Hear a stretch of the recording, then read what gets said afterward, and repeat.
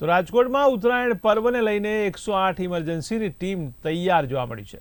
ત્યારે 108 ઇમરજન્સીની તાત્કાલિક વધારાના કેસો સાંભળવા માટે થઈને હવે સજ્જ બની છે। ત્યારે શહેર તેમજ જિલ્લામાં ઇમરજન્સી સેવા મકર સંક્રાંતિ દરમિયાન પણ કાર્યરત રહેશે। ત્યારે 43 એમ્બ્યુલન્સ અને 230 કર્મચારીઓ સ્ટાફ ખડે પગે રહેશે। ત્યારે ઇમરજન્સી કેસમાં અપેક્ષિત વધારો થવાની શક્યતા જોવાઈ રહી છે। ત્યારે ઇમરજન્સી સર્જાય તો 108 ડાયલ કરવાનો પણ અનુરોધ કરવામાં આવ્યો છે। તો મહત્વના સમાચાર કહી શકાય। ત્યારે 108 ઇમરજન્સીની સેવા રાજકોટમાં સજ્જ થઈ છે। ત્યારે ઉત્તરાયણ પર્વને લઈને 108 ઇમરજન્સીની ટીમ તૈયાર હોવાનું રાજકોટમાં જણાવ્યું છે।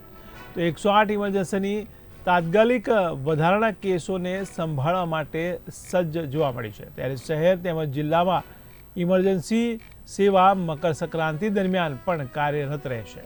ત્યારે 43 એમ્બ્યુલન્સ અને 230 કર્મચારીઓનો સ્ટાફ ખડે પગે રહેશે। ત્યારે ઇમરજન્સી કેસમાં અપેક્ષિત વધારો થવાની શક્યતાને લઈને આ ઇમરજન્સી સર્જાય તો 108 ડાયલ કરવાનો પણ અનુરોધ કરવામાં આવ્યો છે।